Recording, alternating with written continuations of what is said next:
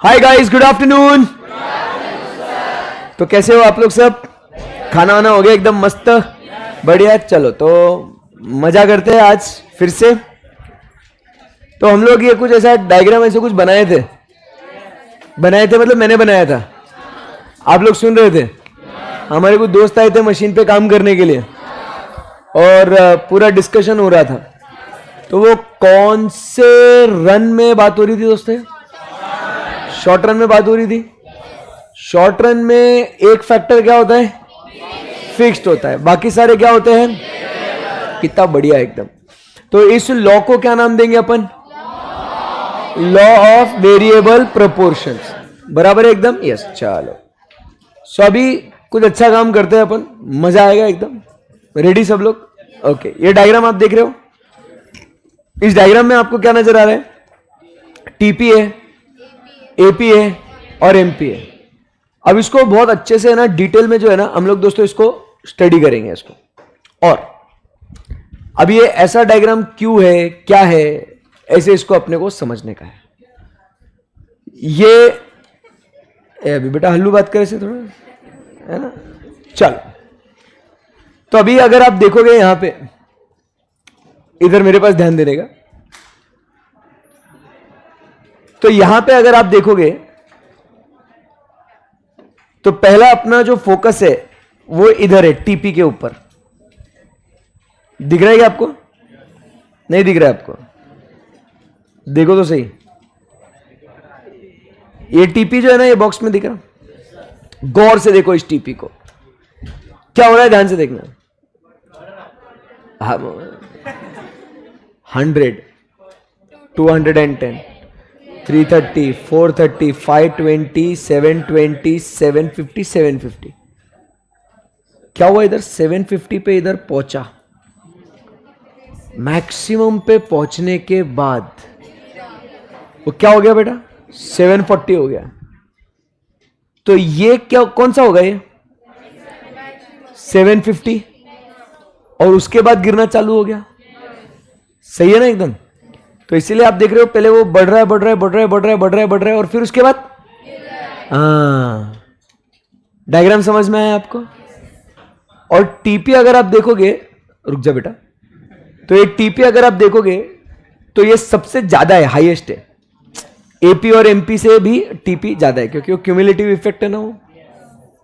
तो टीपी का डायग्राम आपको समझ में आया आपको? देखो कल अपन ने क्या किया, नंबर्स के बेसिस पे, कल मतलब द प्रीवियस लेक्चर में अपन ने क्या किया कि पूरा उसको नंबर के बेसिस पे उसको अपन ने एनालाइज किया, नंबर के बेसिस पे उसको अच्छे से समझा। आज उसका जो कर्व्स है उसको अपन स्टडी करेंगे। अभी टीपी होने के बाद अब अपना ध्यान अपन केंद्रित करते हैं एपी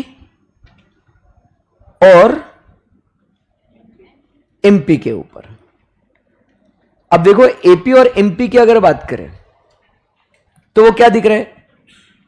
एपी जो है वो बढ़ते जा रहा है बढ़ते जा रहा है बढ़ते जा रहा है। बोलो हाँ, एपी भी तो बढ़ते जा रहा है ना। और फिर अगर आप देखोगे तो क्या हो गया उसको, ये फोर्थ वाले लेबर पे एपी और एमपी दोनों इक्वल हो गए। देखो इधर 110 110 दिख रहा है कैसे? और यहां तक 110 तक पहुंचने के पहले सब लोग स्क्रीन पे ध्यान देना है। एपी देखो 100 है, 105, 110, 110, बट एमपी क्या दिख रहा है आपको?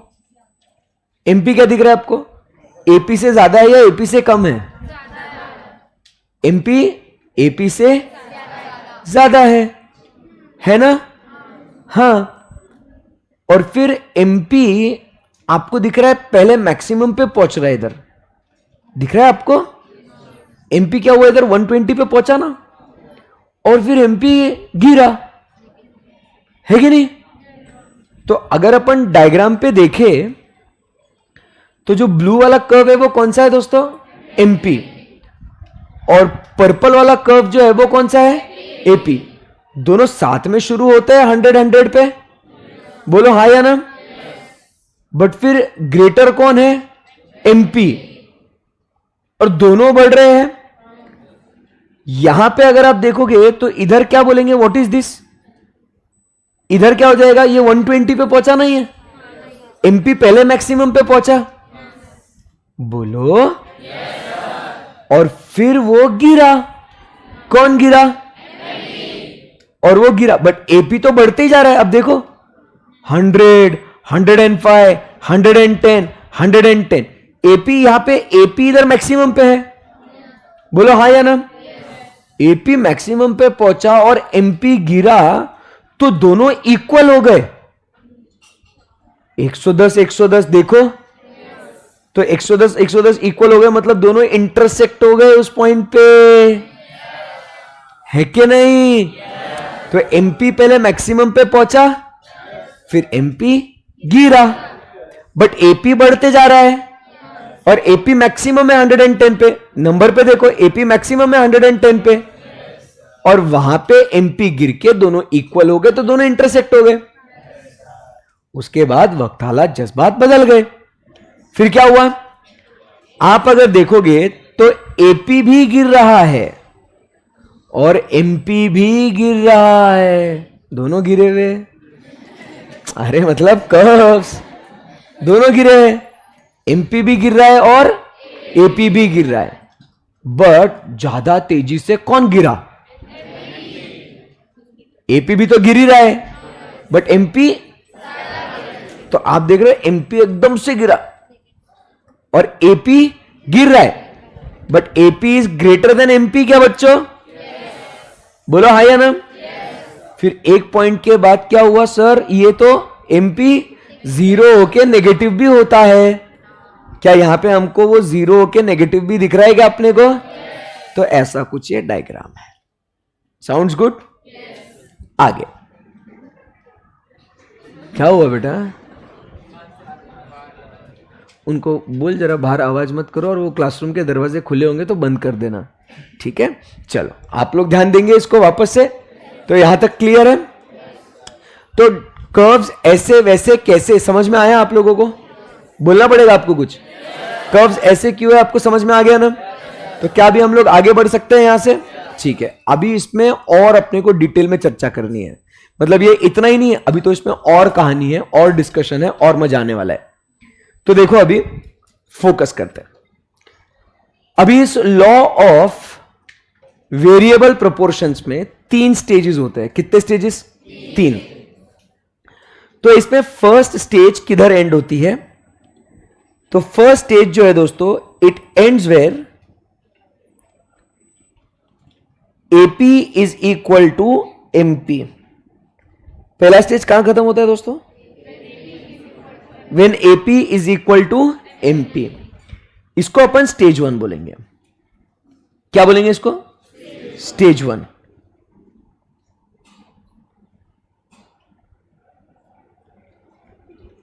इधर बोलेंगे स्टेज 1, ठीक है। Stage 1 ends where AP is equal to what, MP. इसको क्या बोलेंगे अपन, स्टेज 1।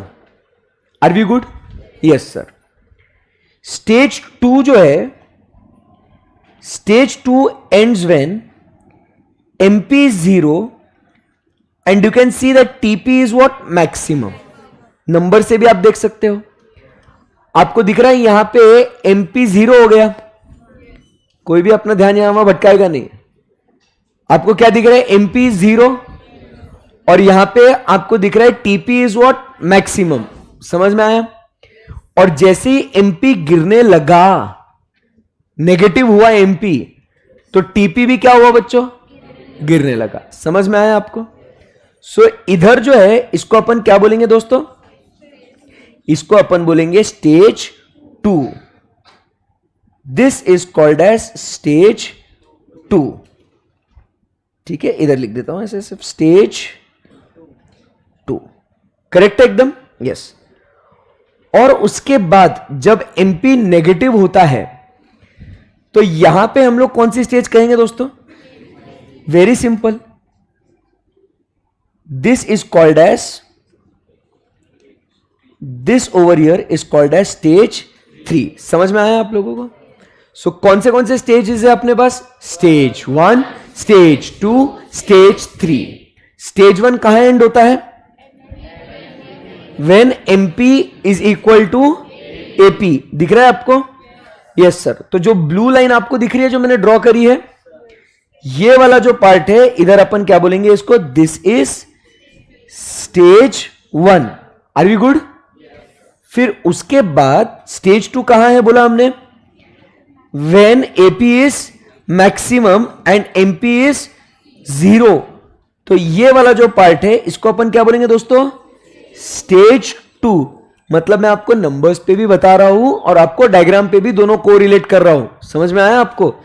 एंड उसके बाद जब अपना MP क्या होता है? नेगेटिव होता है, तो इधर अपन क्या बोलेंगे? This is called as stage 3। Are we good? Yes sir. अब इनका नामकरण करेंगे। क्या करेंगे? इनका नामकरण। तो सबसे पहले यहां पे हम लोग लिखेंगे स्टेज 1। तो स्टेज 1 को अपन क्या नाम देंगे? तो stage 1 is called as the stage of increasing returns. क्या बोलेंगे उसको? Increasing returns. आप पूछो ना सर, इंक्रीजिंग रिटर्न्स क्यों बोल रहे हैं इसको? पूछो ना, पूछो ना, पूछो ना। क्योंकि सब इंक्रीजिंग है।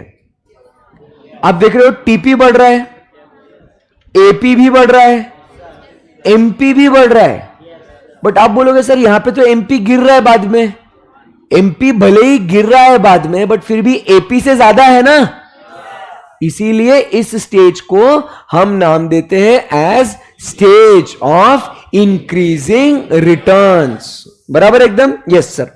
और बच्चों ये स्टेज कब एंड होता है? When AP is equal to MP. दिख रहा है आपको वो स्टेज कब एंड हुआ? When AP is equal to MP. सही है एकदम? Yes sir. वेरी गुड बच्चों। उसके बाद अपन बात करेंगे, next we talk about stage 2। तो स्टेज 2 में क्या कहेंगे उसको? तो स्टेज 2 को अपन कहेंगे it is called as the stage of diminishing returns. इसको क्या बोलेंगे अपन? Stage of diminishing returns. अब इस स्टेज ऑफ डिमिनिशिंग रिटर्न्स में क्या होता है? यहां पे आप देख रहे हो एपी भी गिर रहा है, बराबर है कि नहीं? एमपी भी गिर रहा है, टीपी बढ़ रहा है, बट डिक्रीजिंग रेट पे। आऊंगा उसके ऊपर भी। तो इसीलिए इस स्टेज को अपन क्या बोलते हैं? Stage of diminishing returns. और ये स्टेज कब एंड होता है? When MP is equal to 0 and TP is equal to maximum. Okay, then there is the end of stage 2। Okay, and उसके बाद जो आगे है उसको अपन क्या कहेंगे? This is called as stage 3। क्या बोलेंगे इसको? स्टेज 3। तो स्टेज 3 का क्या नाम है दोस्तों?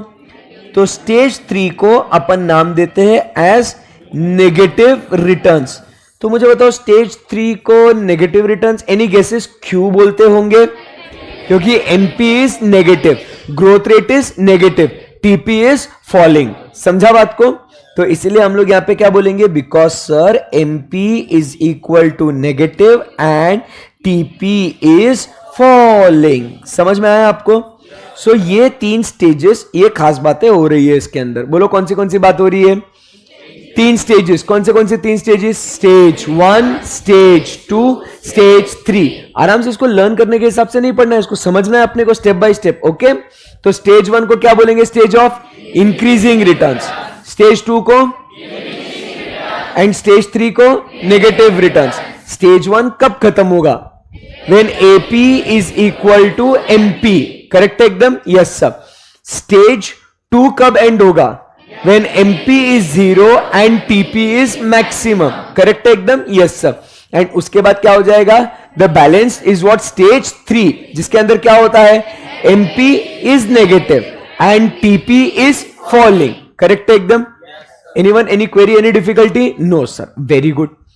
अभी यहां से और इसको समझते हैं, ठीक है? अभी ध्यान से सुनना, ये 3 स्टेजेस आपको समझ में आ गए। अभी और इसको और डिटेल में समझना है। तो अभी आपको दिख रहा है यहां पे एमपी मैक्सिमम है, दिख रहा है आपको? तो जहां एमपी बेटा मैक्सिमम है ना, तो जहां एमपी मैक्सिमम है, so the point corresponding to, देखो मैं क्या बोल रहा हूं, ध्यान से सुनना, जब एमपी मैक्सिमम है, so the point corresponding to TP, MP किधर है, मैक्सिमम दिख रहा है क्या आपको? तो जहां एमपी मैक्सिमम है, इधर मैक्सिमम है, इस पॉइंट पे एमपी, तो जहां पे एमपी मैक्सिमम है, अगर एक ऊपर लाइन जाए ना टीपी के पास, तो यहां पे क्या बोलते हैं कि this point, which point, this point is called as point of inflection. क्या बोलते हैं उसको? Point of inflection. बोलो नहीं समझा? कैसे समझेगा, समझा है नहीं तो इस पॉइंट को हम नाम देते हैं as what? Point of inflection. Infection नहीं, inflection. This point is called as, this point is called as point of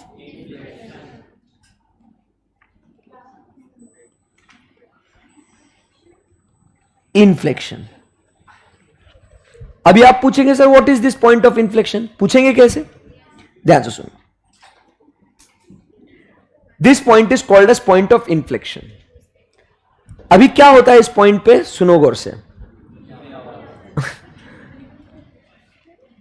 अभी यहां पे देखो, ये देखो मैं ऐसा एक स्ट्रेट लाइन ड्रॉ कर रहा हूं, देखो देखो मैंने एकदम स्ट्रेट लाइन ड्रॉ करा, दिख रहा है, दिख रहा है आपको? बहुत ऊपर गए सर, बट ठीक है। अभी अगर आप ध्यान से देखोगे, ध्यान से देखना, जब एमपी मैक्सिमम पे है, एमपी किधर है? मैक्सिमम पे है, तो इसका मतलब जो एडिशन होते जा रहा है ना टीपी में,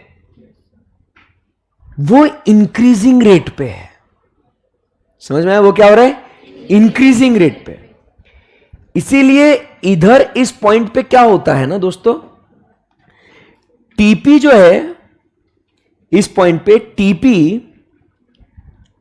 TP is increasing at increasing rate. इस पॉइंट पे कहां तक? पॉइंट ऑफ इन्फ्लेक्शन तक। TP is increasing but at which rate? Increasing rate.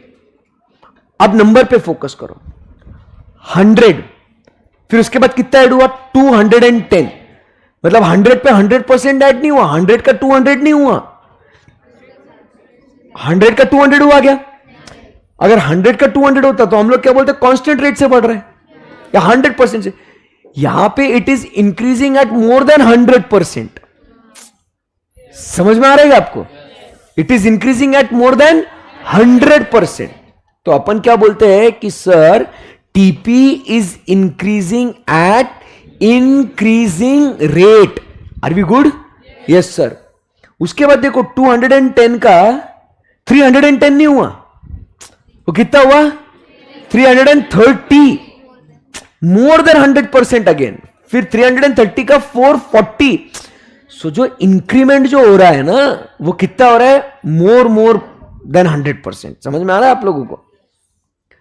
तो इसके लिए क्या कहते हैं, इस पॉइंट तक TP is increasing at increasing rate. अब इधर देखो ना, एडिशन कितना हो रहा है? 100, 110, 120। समझ में आ रहा है क्या? तो इधर 120 तक जो एडिशन हो रहा है, it is what? At increasing rate. But उसके बाद क्या हो गया? उसके बाद क्या हो गया? जब एमपी यहां से नीचे गिरा ना, देखो ये देखो यहां से गिरा कि नहीं एमपी? 120 का 110 हो गया। समझ रहे हैं आपको?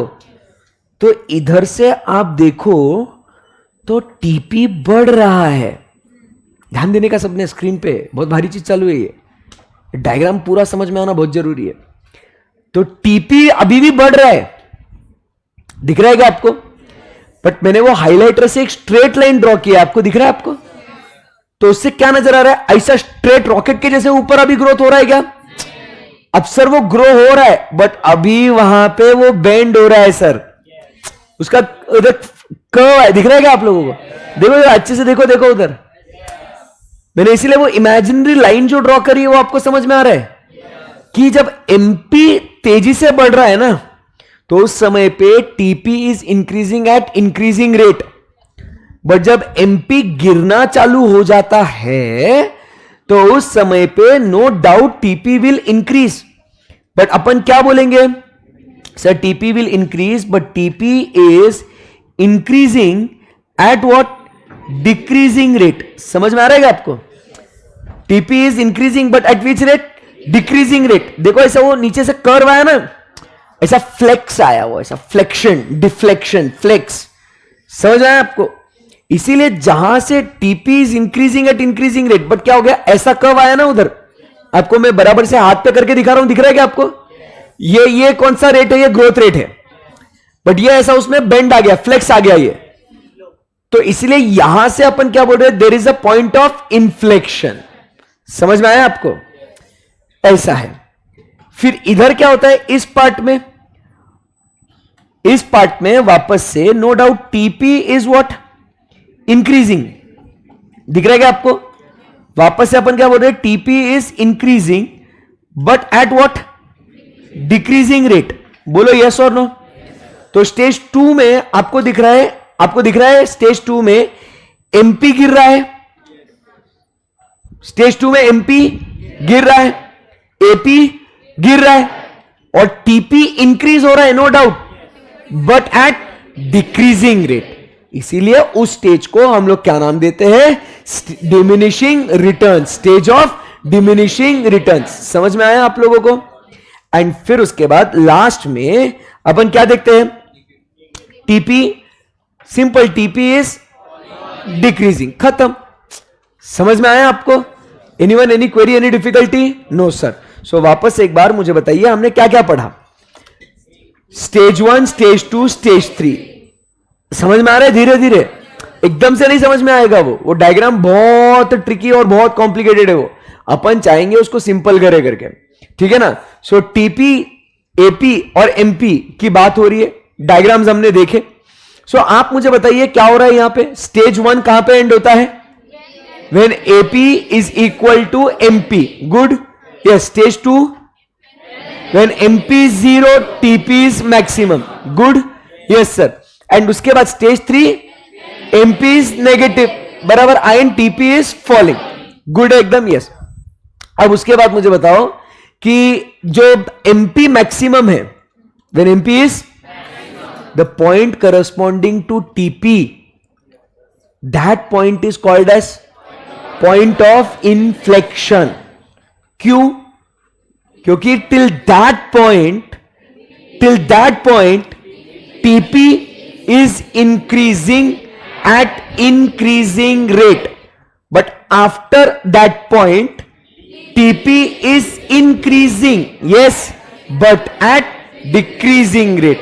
वहां से कर्व एक बेंड आना चालू हो जाता है, इसीलिए उस पॉइंट को हम नाम देंगे एज पॉइंट ऑफ इन्फ्लेक्शन। बोलो यस और नो? Yes sir. स्टेज 2 में क्या हो रहा है, TP is increasing, yes, but at decreasing rate. And stage 3 में क्या होता है, TP is falling, TP is decreasing. समझ में आया आप लोगों को? Anyone, any query, any difficulty? No sir, simple एकदम, yes. Let's go ahead now, ठीक है। अभी यहां से आगे बढ़ते हैं और अब जो है हम लोग चर्चा करेंगे what is the relationship between AP and MP. किसके बीच में रिश्ता क्या कहलाता है? एपी और एमपी के बीच में रिश्ता क्या कहलाता है, ये अपने को स्टडी करना है। अब दोनों में रिश्ता है क्या? हां जी सर है। पूछो क्या रिश्ता है और क्यों रिश्ता है? क्योंकि एपी और एमपी जो है ना दोस्तों, ये किसके बच्चे मालूम है क्या आपको? टीपी के। एपी और एमपी दोनों टीपी के बच्चे हैं। किसके बच्चे हैं? टीपी के बच्चे हैं। और इस वजह से दोनों में रिलेशनशिप है। अब आप पूछोगे सर ये दोनों उसके बच्चे कैसे हो गए, आपके पास क्या सबूत है? ऐसे कैसे बोल रहे हो आप लोग? तो मैं अगर आपको बता दूं दोस्तों कि मेरे पास क्या सबूत है, आइए दोस्तों मैं आपको बताता हूं। देखो जैसे अगर अपन बात करें फॉर्मूलाज की बात करते, किसकी बात करें? फॉर्मूला की। तो अगर मैं आपको बताऊं कि what is the formula for average product, किसका फॉर्मूला बोल रहा हूं मैं? एवरेज प्रोडक्ट का। तो आप मुझे बता सकते हो एवरेज प्रोडक्ट हम लोग कैसे निकाले थे अपन ने? Total product divided by the variable factor, that is the quantity of labour. So average product is equal to total product divided by variable factor. Correct है एकदम? Yes sir. उसके बाद अगर मैं आपसे पूछूं व्हाट इज मार्जिनल प्रोडक्ट, किसका formula पूछ रहा हूं मैं अभी आपको? Marginal product. तो मार्जिनल प्रोडक्ट का फॉर्मूला क्या बोला? एक एक्स्ट्रा लेबर के आने के वजह से टोटल प्रोडक्ट में कितना एडिशन हुआ, बराबर है कि नहीं? उसको मार्जिनल प्रोडक्ट बोलते हैं अपन। तो इसका फॉर्मूला क्या हो जाता है? TP at N minus TP at N minus 1। नहीं समझ में आया? आराम से समझते हैं, कोई जल्दबाजी नहीं है। अब जैसे अगर आपको पूछा जाए कि guys find marginal product at 4 units of labour, तो अपन ने क्या करना है? टीपी एट 4 निकालना है अपने को, minus TP at 4 minus 1 that is 3। तो TP at 4 minus TP at 3 will give me MP at 4। So what is TP at 4? बताओ बताओ बताओ। 440 minus 440 minus 330 it is equal to 110। पक्का? तो अभी आंसर अपना मैच होना चाहिए। तो क्या आपको दिख रहा है कि एट 4 यूनिट्स ऑफ लेबर मेरा एमपी कितना दिख रहा है आपको? 110। समझ में आया आपको? तो एमपी बेसिकली है क्या? एमपी बेसिकली है क्या? टीपी में कितना एडिशन हो रहा है उसको अपन क्या बोलेंगे? एमपी। तो बच्चों क्या आपको नजर आ रहा है कि ये दोनों अगर हम लोग कैलकुलेट कर रहे हैं तो ये किसके बेसिस पे कैलकुलेट हो रहा है? ये टीपी के बेसिस पे। तो दोनों किसके बच्चे? अरे किसके बच्चे? अरे किसके बच्चे? एक टीपी को डिवाइड करके आता है और एक टीपी में ऐड होके आता है। कितना एडिशन हुआ टीपी में? वो जितना ऐड हुआ उसको बोलेंगे एमपी, और डिवाइड होके आएगा उसको बोलेंगे एपी। तो इसीलिए दोनों में रिश्ता है। समझ में आया आप लोगों को? Yes sir. तो आइए हम लोग समझते हैं कि इन दोनों में ये रिश्ता क्या कहलाता है। ठीक है, समझते हैं what is the relationship between the two. So यहां पे अपन क्या बोलते हैं? ध्यान से देखना, डायग्राम पे देखना। मुझे बताओ दोस्तों, when AP is rising, when AP is rising, MP क्या दिख रहा है आपको? एमपी क्या दिख रहा है आपको? MP is greater than AP. बोलो यस, बोलो हाय या ना? ओके। उसके बाद व्हेन एपी इज मैक्सिमम, दिख रहा है आपको? AP maximum 110। तो ऐसे केस में क्या हो जाएगा? MP is equal to AP. बोलो हाय या ना? उसके बाद AP is falling, AP is falling. तो क्या दिख रहा है आपको? When AP is falling, MP is less than AP. समझ में आया आप लोगों को? Yes sir. So this is the relationship between AP and MP. फिर से एक बार डायग्राम देख के बोलो बच्चों, बोलो बच्चों। व्हेन एपी इज राइजिंग, देख के बोलो स्क्रीन पे, कोई दिक्कत नहीं। When AP is rising, MP is greater than AP. When AP is maximum, MP is equal to AP. When AP is falling, MP is less than AP. समझ में आया आप लोगों को? Yes sir, very good. और अगर मुझे last में टोटल प्रोडक्ट का ही अगर फॉर्मूला निकालना है, किसका फॉर्मूला निकालना है? Total product. तो टोटल प्रोडक्ट का फॉर्मूला क्या बोलेंगे? टोटल प्रोडक्ट कैसे निकालेंगे? तो आपको अगर देखना है टोटल प्रोडक्ट, मुझे बताओ 100 प्लस 110 कितना आया? 210। देखो आपको 210 मिल रहा है यहां पे। 100 प्लस 110 प्लस 120 कितना आया? हाँ, तो ये 330 दिख रहा है आपको यहां पे। वापस से करो, 100 प्लस 110 प्लस 120 प्लस 110, इसको क्या बोलेंगे अपन? 440। तो इसका मतलब अगर टीपी को कैलकुलेट करना है तो हमें क्या क्या ऐड करना पड़ेगा? सारे एमपी को ऐड करना पड़ेगा। सारे एमपी को जोड़ेंगे तो क्या मिलेगा अपने को? टीपी। तो टीपी का फॉर्मूला क्या हो गया दोस्तों? It is summation of MP. It is summation of MP. Summation मतलब क्या बोलेंगे? एडिशन। समेशन मतलब क्या बोलेंगे? एडिशन। तो सारे एमपी को मिलेंगे। तो आपको अगर टीपी एट 4 चाहिए तो 4 तक का एमपी मिलाओ। आपको 5 का टीपी चाहिए तो क्या करेंगे? 5 तक का एमपी मिलाओ। समझा क्या बात को? एमपी मिलाते जाओ, टीपी मिलते जाएगा आपको। समझ रहा है बात को? Yes sir. ओके, यहां तक कोई दिक्कत है क्या दोस्तों? ओके, सो ये जो हमने अभी हम लोग आए तो हमने ये इतनी सी बातें करी हमने। आपको समझ में आएगा आपको? अभी मैं क्या करूंगा? अभी मैं आपको फिर से इसको क्या करेंगे अपन? अभी समझाना अपन ने इतना पूरा, फिर से एक बार हम लोग क्या करेंगे? इसको डिस्कस करेंगे ताकि अभी एक कंप्लीट पिक्चर मिले। अभी तक अपन ने क्या करा? टुकड़ों टुकड़ों में समझाना, थोड़ा ये पढ़ा, थोड़ा वो पढ़ा, थोड़ा ऐसा पढ़ा। अभी क्या करेंगे? इसके ऊपर पूरा कमांड आने के लिए अभी क्या करेंगे? उसका एकदम होलसम स्टडी करेंगे, उसको तो मजा आ जाएगा। ठीक है, सो मैं आपसे कुछ कुछ पूछूंगा, आप जवाब दोगे मुझे? ओके, तो ये क्या है? देखो आपने चीटिंग करा यार, आपने बोला था आप जवाब दोगे। हाँ, अगर आप जवाब नहीं दोगे तो क्या हो जाएगा? आप सो जाओगे, है ना? आप सो जाओगे, तो इसलिए बोलते रहने का क्लास में। आपने कभी देखा है कि टीचर कभी सो गए पढ़ाते पढ़े? अरे सर को नींद लगे। हाँ, स्कूल में देखा है ना, फीस पूरी नहीं भरी होंगी तूने, इसके लिए सर सो गए हो तेरे। तो ध्यान से बोलते रहो, ठीक है ना? तो यहां पे ये क्या हो गया? वाई एक्सिस और एक्स एक्सिस। सही है। अभी मुझे बताओ, ये जो अरे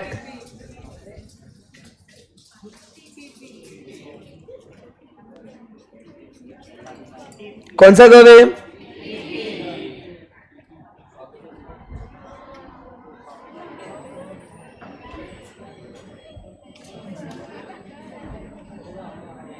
ये कौन सा कर्व है ये?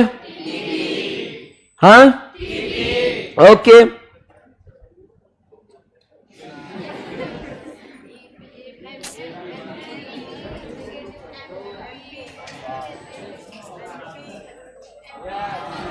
ये कौन सा कर्व है? ओके,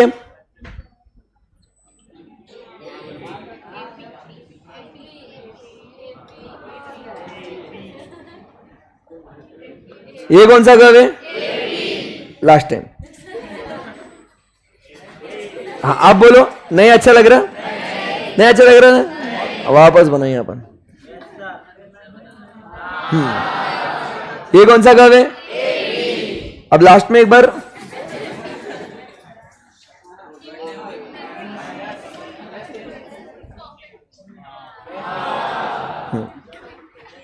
ऐसे नहीं है, मेरे को आता है, बट पता है मैं क्या कर रहा था?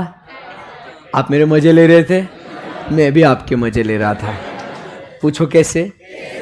अभी मैं जब ये 3-4 बार मैं खुद ड्रॉ कर रहा हूं ना, और आप बोले जा रहे टीपी टीपी टीपी, तो आपको ऐसा लग रहा था कि सर के मजे ले रहे तुम, बट मैं क्या कर रहा था? आपको इसको डायग्राम का जो कर्व है वो आपको याद करा रहा था। स्मार्ट, ठीक है? नहीं तो क्या हो जाएगा? आपको मेरी गलतियां निकालने में बहुत मजा आ रहा है, इसीलिए आप कंसंट्रेट करके देख रहे हो। सर को इतना भी नहीं आता, साला इतने साल से पढ़ा रहा, आज तक कभी परफेक्ट नहीं हुआ। समझ में आ रहा है? हाँ, बहुत चालाक है तुम। ये देखो, अब वो ध्यान में आ गया अभी आपको। सो इसको एपी, एमपी और टीपी। सही है एकदम? Yes sir. ओके, अब मुझे बताओ स्टेज 1 का एंड होगा दोस्तों? बोलो बोलो, शर्मा मत।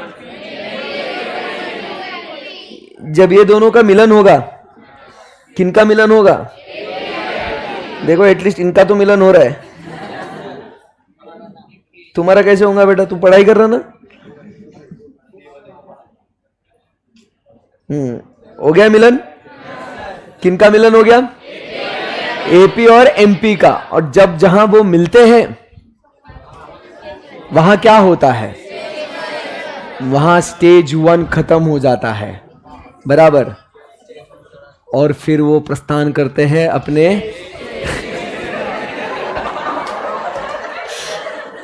बहुत गंदे लोग हो, तुम्हारी उम्र क्या है, तुम बातें क्या कर रहे हो, नॉनसेंस, वेस्ट।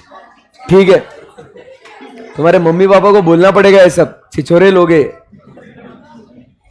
नसीब तुम सीए में हो, कहीं और होते तो फिर तो सत्यानाश। इसमें तो भी पढ़ाई है कुछ ऐसा। अब स्टेज 2 कहां होता है खत्म? हाँ, जब एमपी 0 है और टीपी यार, अरे चुप रे।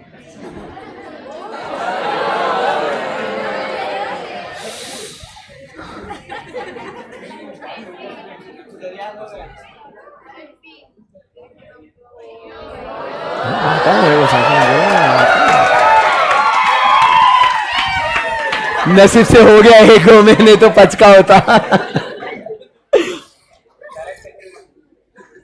Okay, so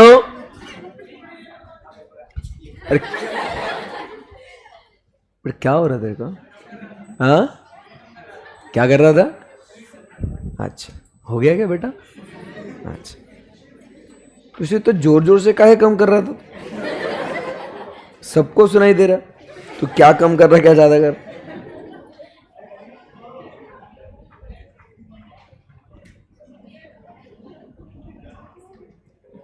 okay, this is stage.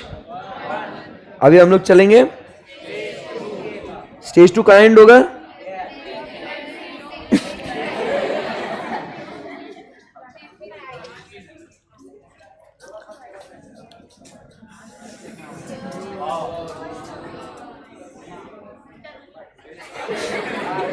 This is better, right? Okay, so ये हो गया अपना स्टेज 2। और फिर स्टेज 2 के बाद क्या होगा? स्टेज 3 में क्या होता है? Negative returns. इसलिए ज्यादा आगे मत जाना, ठीक है? स्टेज 2 पे ही रोक लेना अपने आप को। अरे नहीं तो नेगेटिव रिटर्न्स होगा ना, है ना? ओके, अब मुझे बताओ, this is stage, this is stage and this is stage. Very good, समझ में आ गया आपको? स्टेज 1 का नाम अच्छे से बोलो, और अच्छे से बोल सकते हैं आप लोग।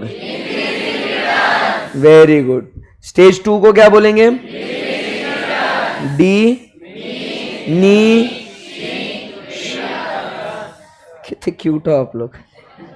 और लास्ट में क्या बोलेंगे उसको? ओके, समझ में आया ये आपको? ये क्या होता है इधर? इंक्रीजिंग रिटर्न्स कब एंड होता है? When MP is equal to AP। इधर MP 0 TP एंड इधर MP is negative, TP is. Very good, सही है एकदम। ओके, नामकरण कर देते हैं इनका। This is TP, this is AP and last में। वेरी गुड, सही है एकदम। Yes sir. अभी क्या हो रहा है दोस्तों? ये जो है, ये बातें कोई नहीं करेगा। ये जो है इधर क्या हो गया? ये इस पॉइंट को क्या बोलेंगे अपन?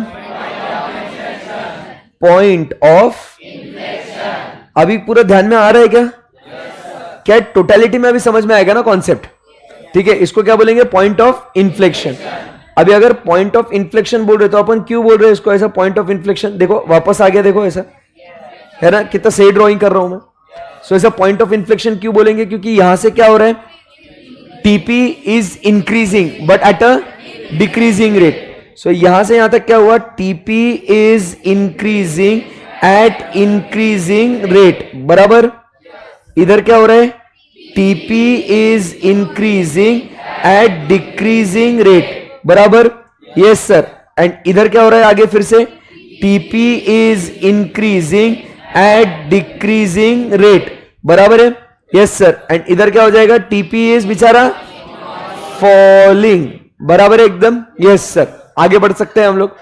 तो इसीलिए मुझे बताओ कि स्टेज 1 को इंक्रीजिंग रिटर्न्स क्यों बोला गया है, स्टेज 1 को इंक्रीजिंग रिटर्न्स क्यों बोला गया है, क्योंकि एपी बढ़ रहा है, टीपी बढ़ रहा है, एमपी भी बढ़ रहा है। एमपी बाद में भले ही गिर रहा है but still it is greater than AP. समझ में आया आप लोगों को? Yes sir. उसके बाद स्टेज 2 को डिमिनिशिंग रिटर्न्स क्यों बोला गया है, क्योंकि AP is falling, MP is falling and TP is increasing but at a decreasing rate. समझ में आया आप लोगों को? एंड नेगेटिव रिटर्न्स क्यों बोलते हैं, क्योंकि एमपी इज नेगेटिव। सही है एकदम। अब मुझे बताओ, क्या एपी और एमपी में कुछ रिश्ता है क्या? डायग्राम देख के बोल सकते हो आप लोग। सो बताओ, when AP is rising what happens, बोलो क्या होता है, MP is greater than AP, बराबर। When AP is equal to maximum तो क्या होगा, MP is equal to AP. And when AP is falling तो क्या होगा, MP is less than AP. समझ में आया क्या? पक्का एकदम अच्छे से, very good, so proud of you. अभी अगर इतना पूरा समझ में आ चुका है आप लोगों को, ठीक है ना, फॉर्मूला क्लियर है एकदम। बोलो फॉर्मूला क्या हो गया फिर, एपी का फॉर्मूला क्या है, एपी का फॉर्मूला क्या है, TP divided by variable factor. MP का फॉर्मूला क्या है, TP at N minus TP at N minus 1। And last में क्या बोलते हैं उसको, टोटल प्रोडक्ट का फॉर्मूला क्या है, समेशन ऑफ मार्जिनल प्रोडक्ट। अच्छा चल रहा है एकदम? Yes sir. अब इन तमाम बातों को मद्देनजर रखते हुए मेरे प्यारे बच्चों, मैं एक सवाल आपसे पूछना चाहता हूं, अलाउड है? ओके। मुझे इतना बता दे, which is the stage of operation. Stage of operation मतलब अपन ने प्रोडक्शन कहां करना चाहिए, कहां नहीं करना चाहिए। Which is the ideal stage of operation. हाँ जी बच्चों, stage of operation, stage 1, stage 2, what to do.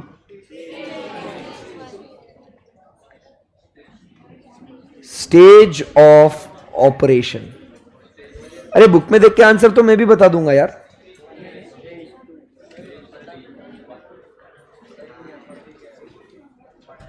मुझे बताओ, स्टेज 1 में रुकेंगे क्या, स्टेज 1 में रुकेंगे क्या, स्टेज 3 में जाएंगे क्या? स्टेज 1 में रुकना नहीं, स्टेज 3 में जाना नहीं। तो इमोशनल हो रहा बेटा। स्टेज 1 में रुकना नहीं, स्टेज 3 में तो कहां खेलना, वेरी गुड। सो यहां पे इसीलिए stage of operation is equal to stage 2। आई बात समझ में आपको? इसीलिए हम लोग क्या कहते हैं, therefore stage 1 and stage 3 are called as stages of ये ना दे फटके उसको, are called as stages of economic absurdity. क्या बोलते हैं उसको, इकोनॉमिक एब्सर्डिटी, और you will like this, economic nonsense. क्या बोलते हैं, स्टेज 1 एंड स्टेज 3 को क्या बोलते हैं, इकोनॉमिक एब्सर्डिटी और इकोनॉमिक नॉनसेंस। बराबर कि नहीं? बिकॉज स्टेज 1 में रुकेंगे क्या, नहीं। स्टेज 3 में जाएंगे क्या, नहीं। कहां खेलना है, स्टेज 2 में। और स्टेज 2 में जहां खेलना है वहां कहां रुकना है, उसके लिए हम लोग अगला यूनिट थ्योरी ऑफ कॉस्ट पढ़ेंगे, क्योंकि वहां पे जहां कॉस्ट मिनिमम होगा वहां रुकेंगे। स्टेज 2 में ऑपरेशन करेंगे, बट वहां पे जहां कॉस्ट कम होगा वहां रुकेंगे, ताकि हम लोग अपना प्रॉफिट मैक्सिमाइज कर सके। समझ में आया आप लोगों को? बोलो बच्चों। यस। इसी के साथ दोस्तों हम लोग क्या कंप्लीट कर लेते हैं, लॉ ऑफ वेरिएबल प्रोपोर्शंस। समझ में आया आप लोगों को? Yes sir. सो फटाक से आप लोग क्या करेंगे, नो डाउट बुक में आपके डायग्राम दिया हुआ है, बराबर कि नहीं, बट फिर भी आप क्या करेंगे, इसको एक बार ड्रॉ करेंगे। पूछो क्यों? ताकि आपको वो दिमाग में फिट हो जाए, ठीक है ना। और फिर ये पूरा समरी फॉर्मूलाज वगैरह आप लिख के रखेंगे। कहां से लिखना बाकी है आपको? शुरुआत से? ओ भाई साहब, लिखो फिर।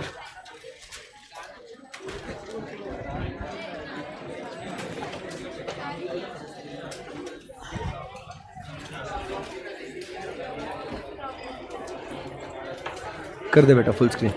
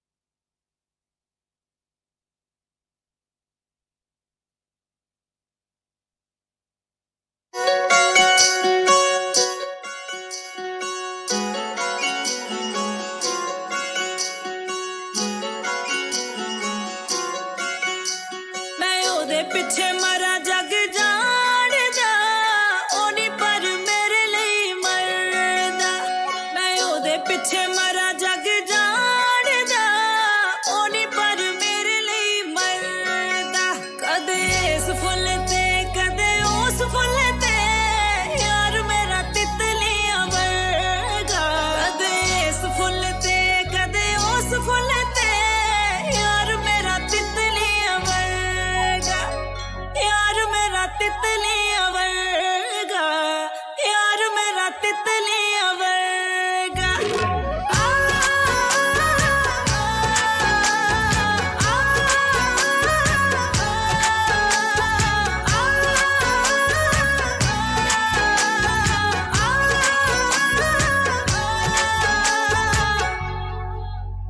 ओ पता नहीं जी कौन सा नशा करता है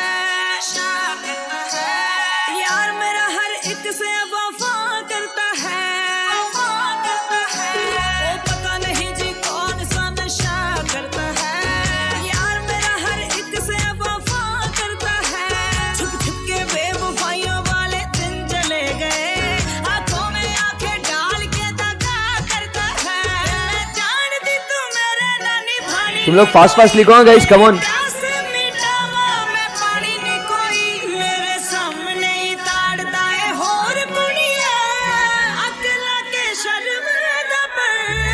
कदे इस फुल पे कदे उस फुल पे यार मेरा तितलियां वर्गा यार मेरा तितलियां वर्गा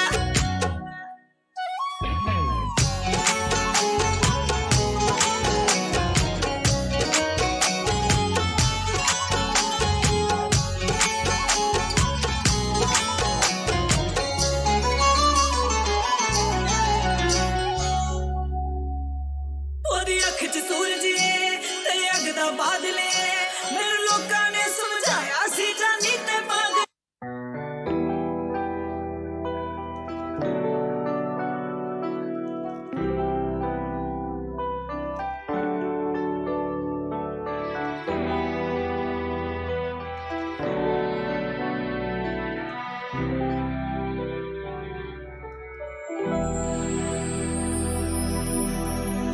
ਗੱਲ ਸੁਣ ਮੇਰੀ ਤੂੰ ਮੁਟਿਆਰੇ ਕੀ ਸਮਝੇ ਆਪਣੇ ਆਪ ਨੂੰ ਮੇਰੇ ਮਗਰ ਤੂੰ ਕੀ ਕਰਦੀ ਇਹ ਗੱਲ ਬਸ ਤੂੰ ਹੀ ਜਾਣਦੀ ਮੈਨੂੰ ਸਿਫਾਈਆਂ ਪੇਸ਼ ਨਾ ਕਰ ਰੱਬ ਕੋਲੋਂ ਥੋੜਾ ਜਿਹਾ ਦੜ ਸਿੱਖ ਜਾ ਕੇ ਪਿਆਰ ਕਰਨੇ ਦਾ ਵੱਲ ਝੂਠੇ ਸਨ ਸਾਡੇ ਇੱਕ ਪਲ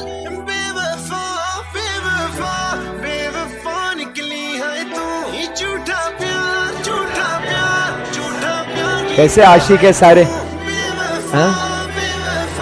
बेवफा निकली है तू ही, झूठा प्यार कीता है तू।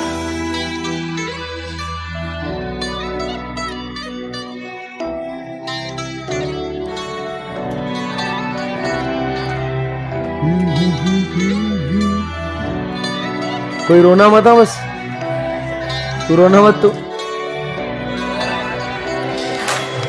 जद नेड़े मेरे कोल तू होवे, यादां विच दूर ते खोवे, सन सदियां नाद लैके तैनू पैंदे ओद बुलैके, मैनू कुछ कहण दिना होना, तेरा दिल तोड़ के बना हो। यार तेरा चाहीदा ना हो, साडे प्यार दी निशानी अज तू मोड़। बेवफा निकली है तू ही, झूठा प्यार कीता है तू। बेवफा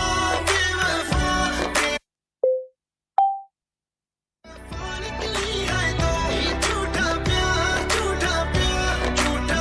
कीता है तू। मेरे जिंदगी च क्यों तू आई, यारी क्यों नहीं तू भी निभाई, कीती साडे नाल बेवफाई। सानू ते कुड़िए जवाब दस दे केड़ी गल दी, सानू तेरी ऐ सजा। रोवेंगी मैनू याद करके, रोवेंगी मैनू याद करके। बेवफा निकली है तू ही, झूठा प्यार ये हो गया इतना लिख के? Everyone still writing? Hurry up, last 30 seconds. झूठा प्यार कीता है तू। बेवफा निकली है तू ही, झूठा प्यार कीता है तू। बेवफा निकली है तू ही, झूठा प्यार कीता है तू।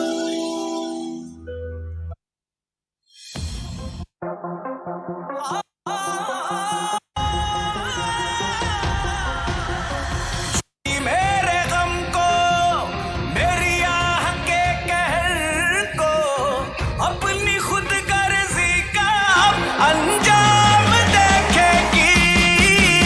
ठुकरा के मेरा प्यार, मेरा इंतकाम देखेगी। ठुकरा के मेरा प्यार, मेरा इंतकाम देखेगी।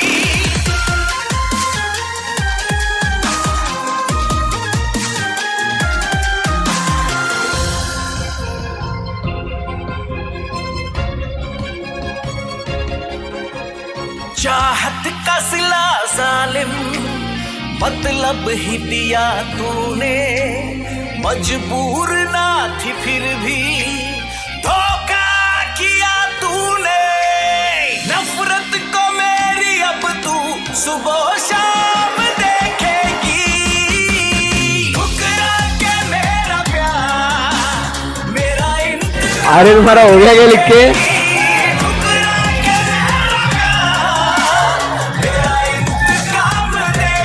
नहीं हुआ? अरे कितना स्लो लिख रही है तू, बाद में कॉपी करना। ये क्या बोलते हैं उसको, हेडिंग देना, लॉ ऑफ वेरिएबल प्रोपोर्शंस और लॉ ऑफ डिमिनिशिंग रिटर्न्स। हाँ, टेबल नहीं बनाना, एड़ा है क्या? टेबल लिख देना, रेफर बुक, ठीक है?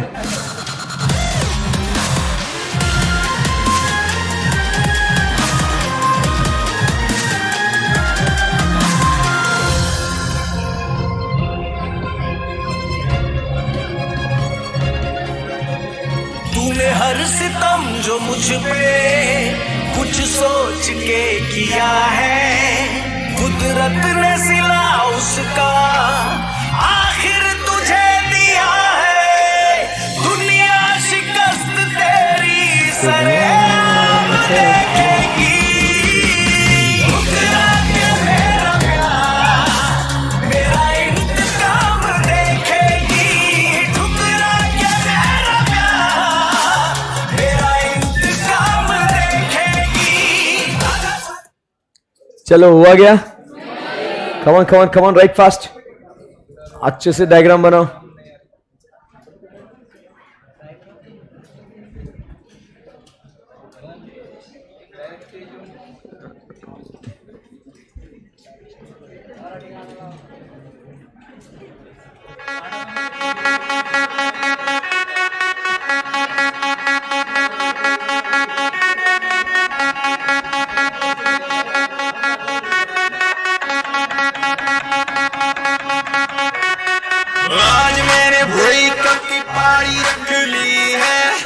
पासे एक बोतल दारू की पी ली है स्कीम लगा के मम्मी डैडी को सुला के आओ मेरे पास यारो गाँव सुर सा लगा के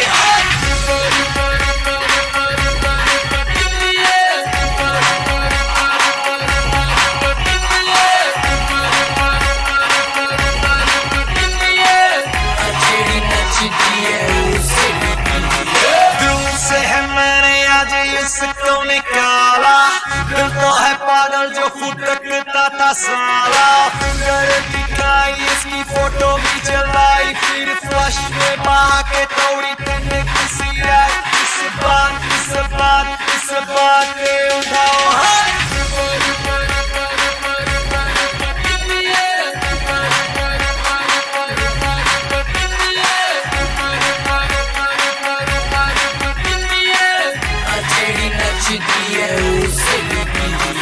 तुझे बिठा के रखा था मैंने रानी पलकों पे तुमने मारी ठोकर समझी आ जाऊंगा सड़कों पे ना ऐसा ना तू सोच रही छोरी एवरीडे मेरी न्यू लव स्टोरी पहले तो मेरी बात न तोरी अब बोली बेबी आई एम सॉरी चल रब साइड में हो जा ढूंढ ले अपना आशिक दूजा ऐरा गहरा नित्तू पैरा फुकरा सा शहरी चीजा जा कर ले तू उससे शादी फिर शुरू तेरी बर्बादी होएगी तू कच्चे और गंदे बर्तन देखेगी सास बहु और दूरदर्शन बन के रह जाएगी तू हाउस बीवी और 24 घंटे तेरा यार होगा ऑन टीवी देख के तू बहुत पछताएगी यो हनी से मेरी तो गाएगी और बच्चों को सुनाएगी और यही बातें लाएगी अगर गलती से मुझसे ना होता ये बात तो यही होते बच्चों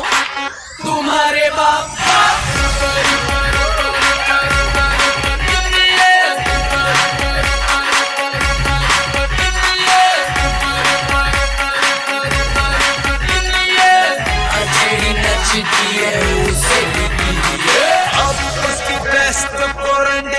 फंसाऊंगा लॉन्ग ड्राइव में उसे कब जाऊंगा उसको जलाऊं उसे बड़ा तड़पाऊं अपनी एक्स को आज मैं सबक सिखाऊं इस बात पे उठाओ यस गाइस ओवर डायग्राम हो गया right fast last 1 minute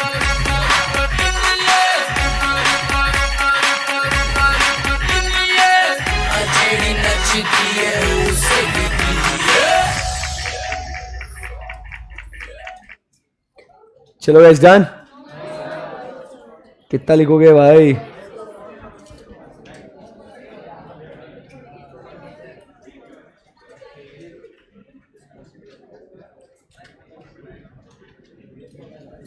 done क्या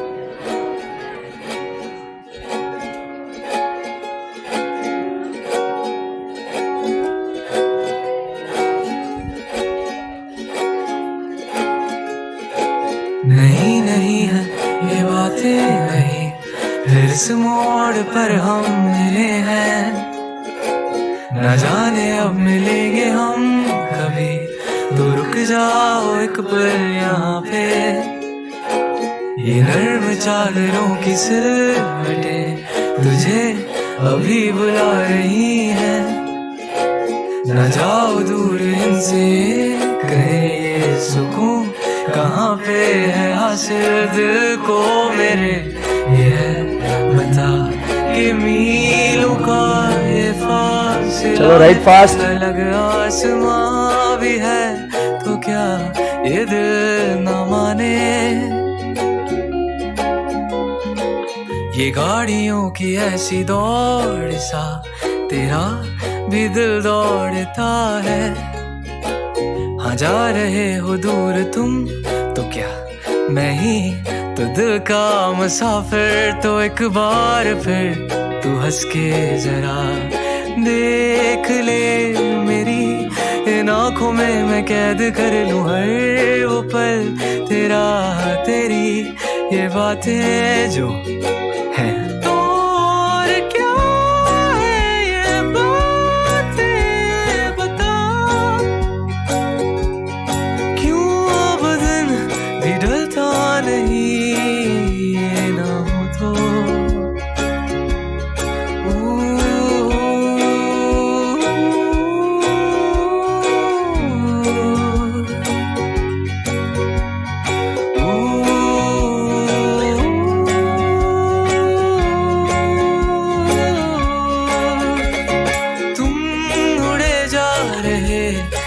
आसमां में खिड़कियों से देख तो पहाड़ों को यूं छोटे से लगे है कितने बड़े जो हो सामने,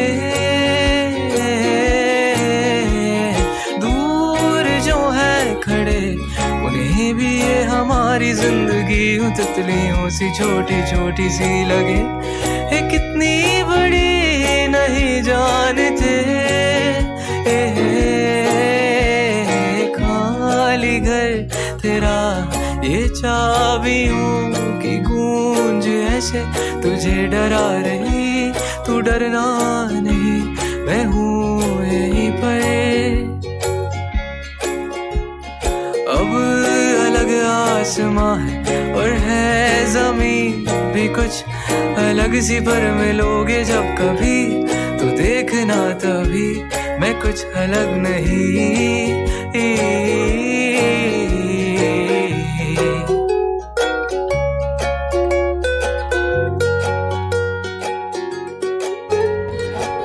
यस गाइस ओवर। किसका इसका बाकी है? चलो hurry up guys, come on, बहुत स्लो लिख रहे हो आप लोग, अभी तो और लॉन्ग रन पढ़ना है अपने को। लाइव स्ट्रीमिंग में सबका हो चुका है? नहीं नहीं, वो अच्छे बच्चे हो लोग, तुम्हारे से नहीं हो, फास्ट लिखते हो।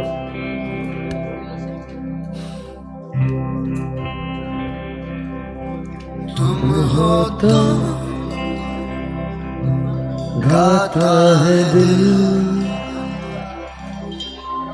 तुम नहीं तो गीत कहाँ, तुम हो तो ये सब हासिल, तुम नहीं तो क्या है यहाँ, तुम हो तो है सपनों के जैसा हंसी एक समा, जो तुम हो तो ये लगता है कि मिल गई हर खुशी, जो तुम ना हो ये लगता है कि हर खुशी में है कमी, तुमको है मांगती ये जिंदगी।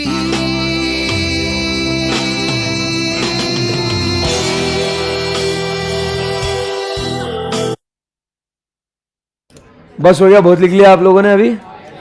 Let's go ahead from here now guys, everyone welcome back.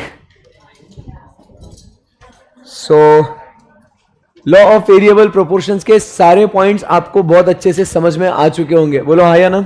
Yes sir, easy है एकदम। यस, अभी हम लोग law of returns to scale पढ़ेंगे, उसके बाद फिर कल जब हम लोग मिलेंगे तो उसके बारे में जो है उसकी थ्योरी जो है हम लोग बुक में से उसको रीड करेंगे कि आखिरकार एग्जैक्टली जो हम लोग इतने दिन से ये टॉपिक पढ़ रहे हैं वो टॉपिक एक्चुअली कहना क्या चाहता है। Okay so okay guys, let's rock. चलो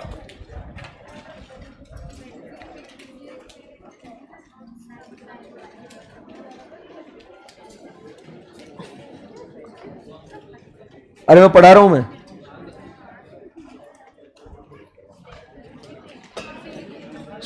नहीं साथ में नहीं, अभी छोटा सा टॉपिक एकदम फटाफट समझ लेंगे उसको, फिर आराम से लिखेंगे, टाटा बाय बाय बोल देंगे उसको, ठीक है? बात हो रही है law of returns to scale.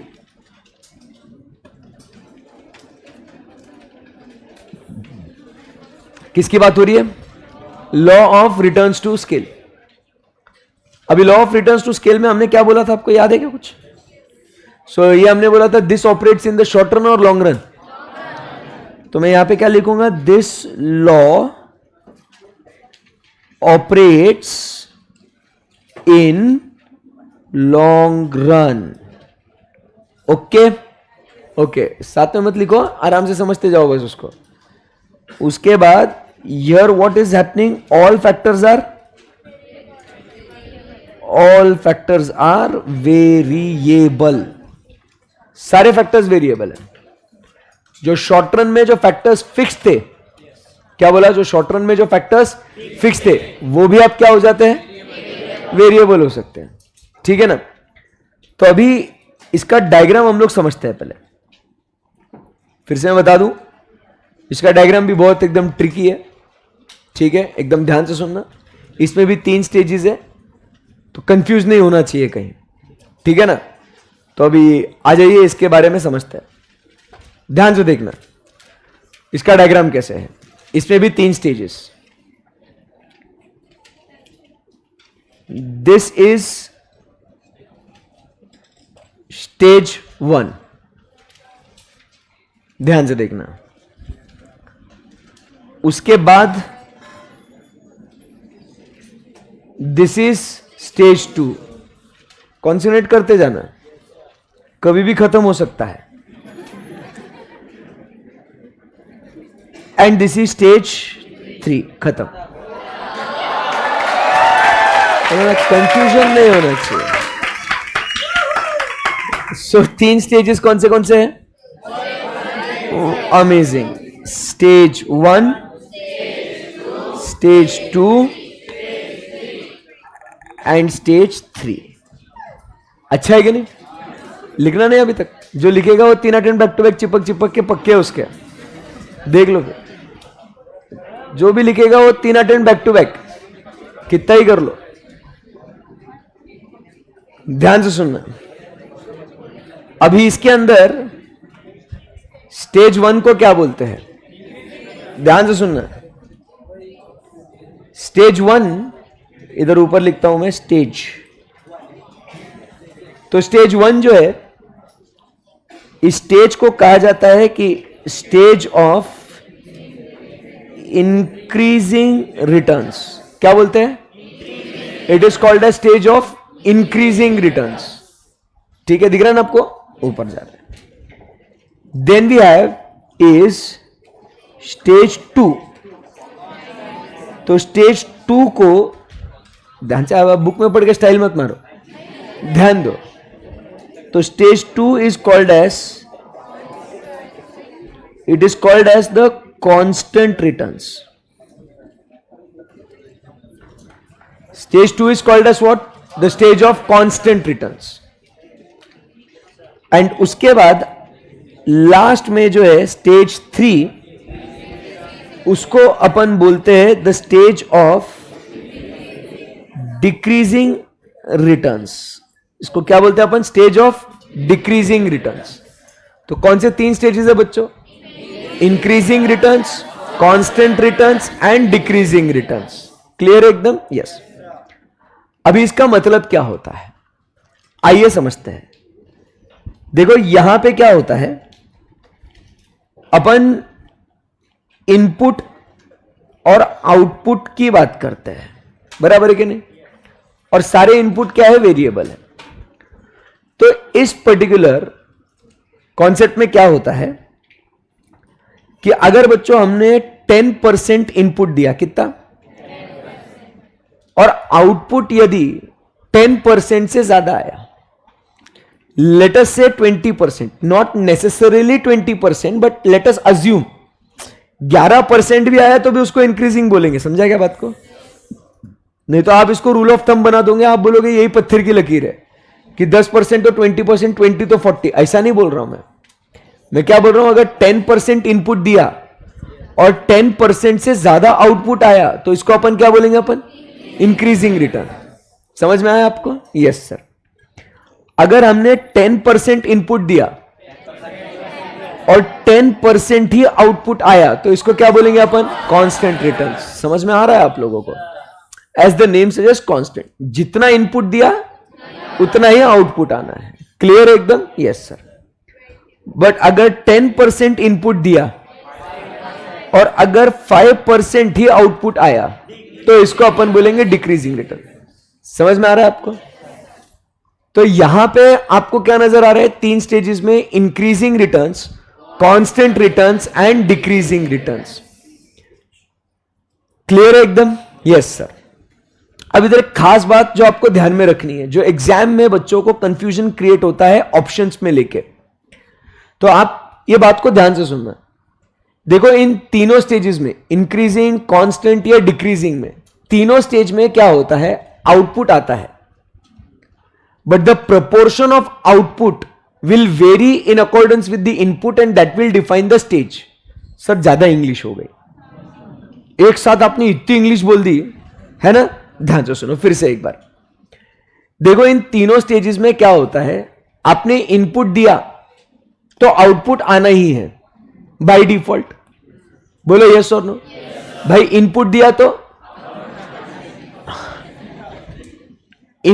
तो आउटपुट आना है, इनपुट दिया आउटपुट आना।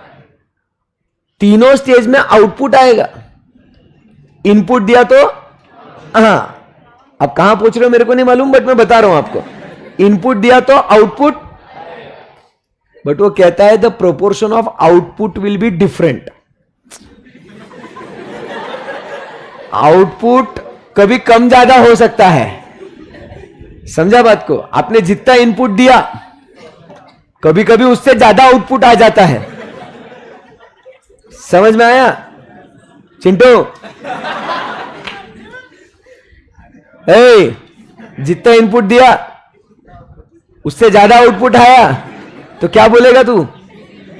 हाँ, और जितना इनपुट दिया उतना ही आउटपुट आया, कांस्टेंट। बट सर कभी कभी क्या होता है? जितना इनपुट दिया, आप कहां पहुंच रहे हो? Law of returns to scale. तो जितना इनपुट दिया उससे कम आउटपुट आया तो उसको क्या बोलेंगे? तो क्या हुआ आज? मतलब कॉन्सेप्ट में क्या सीखा हमने? कॉन्सेप्ट में क्या सीखा हमने? आउटपुट आएगा but the proportion of output will very. समझ में आया आपको? यस। सो मैं क्या कह रहा हूं यहां पे कि इन ऑल द 3 स्टेजेस, क्या बोलेंगे? In all the 3 stages output will increase.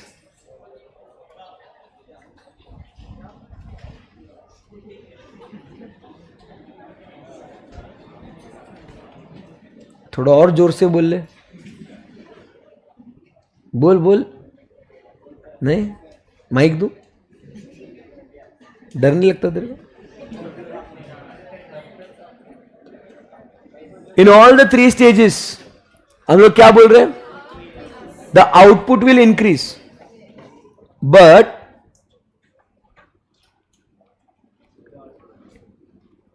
Proportion of output will very. Important क्या बोला? आउटपुट बढ़ेगा, आउटपुट विल इंक्रीज। समझा क्या बात को? बोलो नहीं समझा? मैं समझाता हूं। देखो स्टेज 1 में क्या होगा? अपना आउटपुट इंक्रीजेस। क्या लिखा है? Output increases in more than proportion to input. अरे इनपुट दिया मशीन के अंदर तो आउटपुट आएगा, बट जितना इनपुट दिया उससे कहीं ज्यादा आउटपुट आया तो उसको अपन, आउटपुट तो आना ही है ना, तो टीपी बढ़ेगा ही ना। अरे ध्यान दो सब लोग, इनपुट दिया तो आउटपुट आएगा, तो आउटपुट अगर आया तो टीपी बढ़ेगा ना। So output will increase, right? But if this output is increasing in more than proportion to input, तो इसको कौन सा रिटर्न्स बोलेंगे? Increasing returns. ये ऐसा नहीं समझेगा आपको. इधर ध्यान दो. हम लोग बात करते हैं स्टेज 2 में. इधर क्या लिखता हूं मैं? आउटपुट क्या लिखूंगा? इंक्रीजेस इन, क्या बोलेंगे? Same proportion, in same proportion to input. तो इसको क्या बोलूंगा? कांस्टेंट. बट वापस से मैंने क्या बोला? आउटपुट तो बढ़ेगा. समझ में आया आपको? Yes sir. एंड स्टेज 3 में क्या होगा? स्टेज 3 में क्या होगा? आउटपुट डिक्रीजेस लिखूंगा क्या? आउटपुट डिक्रीजेस लिखूंगा क्या? नहीं, मैं लिखूंगा आउटपुट इंक्रीजेस, बराबर, but in less than proportion to input. समझ में आएगा? तो फिर से क्या बोल रहा हूं? आउटपुट तो बढ़ेगा, but the proportion of that increase will be less as compare to the input. समझ में आया आपको? एग्जाम में क्या होता है ना, आपको डिक्रीजिंग रिटर्न्स टू स्केल पूछा जाता है. क्या पूछा जाता है? Decreasing returns to scale means, तो उसमें ऑप्शन क्या आता है? Output decreases in less than proportion to input. एक ऑप्शन क्या रहेगा? Output decreases in less than proportion to input. दूसरा ऑप्शन रहेगा output increases in less than proportion to input. Output decreases, there is no change in output. तो बच्चे के दिमाग में डिक्रीजिंग रिटर्न मतलब उसको क्या लगता है? Output decreases. बट अपने को ध्यान में क्या रखना है? Output increases, it does not decrease. Input दिया तो आउटपुट आएगा, सो आउटपुट बढ़ेगा, but the proportion of that output will be less as compare to input. समझ में आएगा आपको? Yes sir. Okay, very good. Are we good? Yes sir. Technically my dear friends, this is law of returns to scale. खत्म, खत्म. इधर ध्यान देना. But अभी तक मजा नहीं आया सर. मजा क्यों नहीं आया? क्योंकि सर नहीं डिफिकल्ट है उसके लिए नहीं सर, रीजन समझ में नहीं आया कि ऐसा इंक्रीजिंग कांस्टेंट और डिक्रीजिंग क्यों है. ऐसा नहीं जाने दूंगा तुमको. हाँ, तुमको लगा वाह हो गया, चलो चलो लेट्स पैक अ बैग्स. अभी और टॉर्चर बाकी है. सुनो, अभी क्या हुआ कि सर ये तो समझ में आ गया कि इंक्रीजिंग है, कांस्टेंट है, डिक्रीजिंग है. उसमें होता क्या है ये भी समझ में आ गया, बराबर के नहीं. बट ये ऐसा क्यों होता है ये समझ में नहीं आ रहा है. क्लियर है एकदम? यस. तो इधर क्या होता है कि इकोनॉमीज ऑफ स्केल ज्यादा होती है और डिस इकोनॉमीज ऑफ स्केल नहीं होता है. सर क्या बोलना चाह रहे हो आप? यहां पे क्या होता है? इकोनॉमीज ज्यादा है और डिस इकोनॉमीज कम है. यहां इकोनॉमीज क्या हो जाती है? यहां पे इकोनॉमीज कम होने लगती है और डिस इकोनॉमीज ज्यादा होती है. यहां पे क्या होता है? इकोनॉमीज खत्म हो जाती है और डिस इकोनॉमीज ज्यादा होती है. इस वजह से ऐसा होता है. अब सर आपने ये भी बता दिया, बट अब प्रॉब्लम क्या हो गई? What is this economies and diseconomies? We don't know. Correct है एकदम? यस. तो पहले आप इतना लिखेंगे, लिखो, इतना लिखो, लिखो लिखो, नो पिच पिच. फिर कुछ बात करेंगे.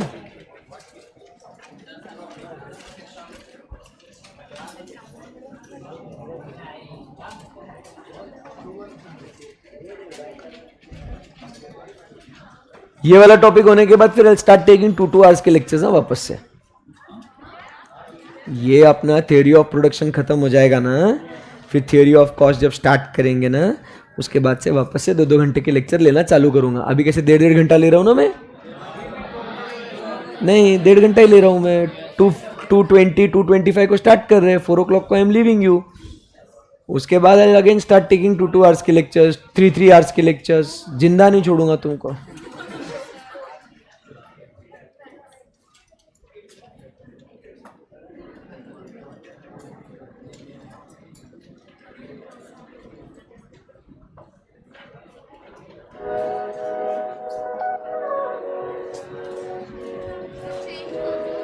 क्यों अच्छा नहीं गाना है? सैड सॉन्ग नहीं है तो क्यों सुनती है इतनी बार? पढ़ाई में ध्यान देना।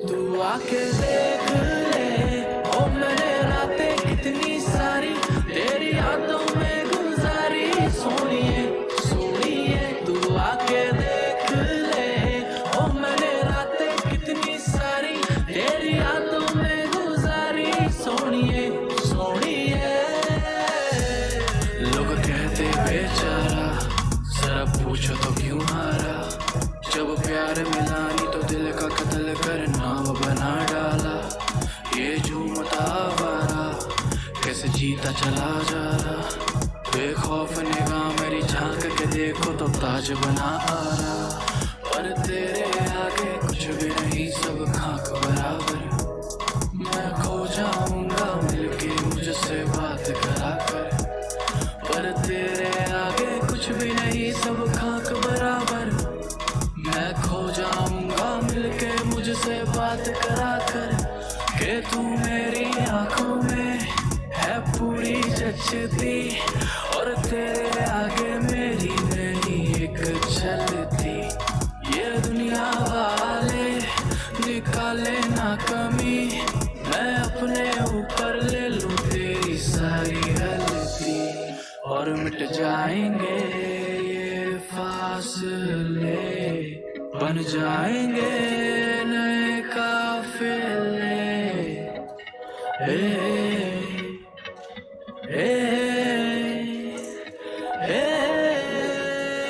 तू आके देख ले ओ मैंने रातें कितनी सारी तेरी यादों में गुजारी सोनिए सोनिए तू आके देख ले ओ मैंने रातें कितनी सारी तेरी यादों में गुजारी सोनिए सोनिए लोग कहते हैं मुझको गलत यस गाइस ओवर। तेरी तलब जितना फास्ट लिखोगे उतना आपका फायदा है। कम ऑन चलो चलो चलो लिखो जल्दी जल्दी जल्दी।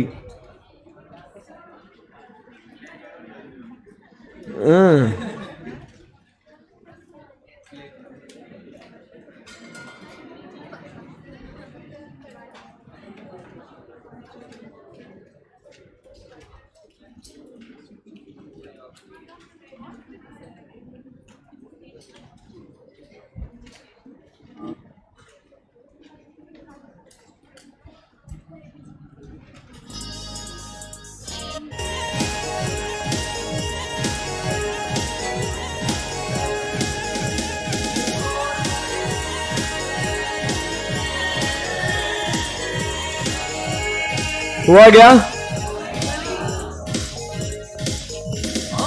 सावन में लग गई आग दिल मेरा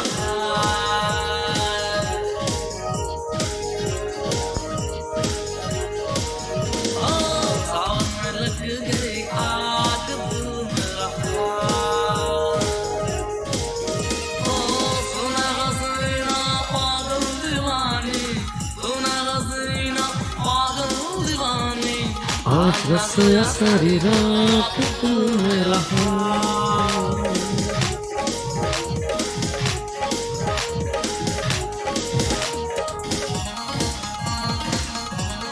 चलो गाइस hurry up।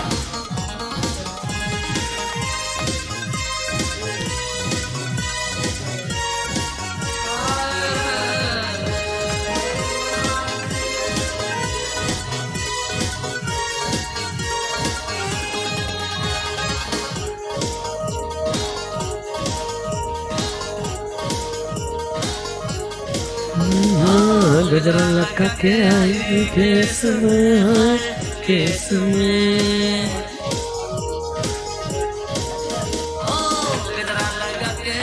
चलो डन। Yes sir. अभी ध्यान से सुनना।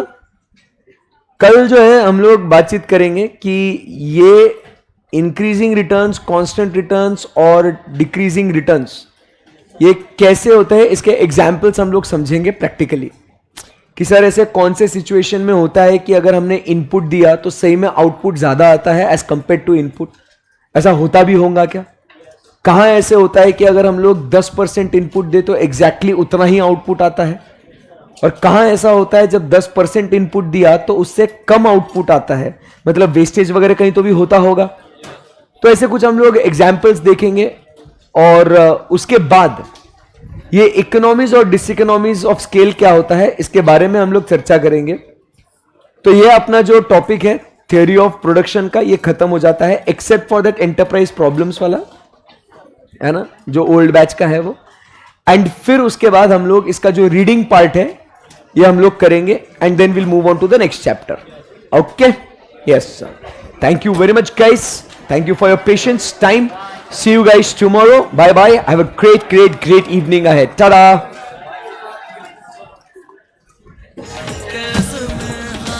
केस में जमती है गोरी काले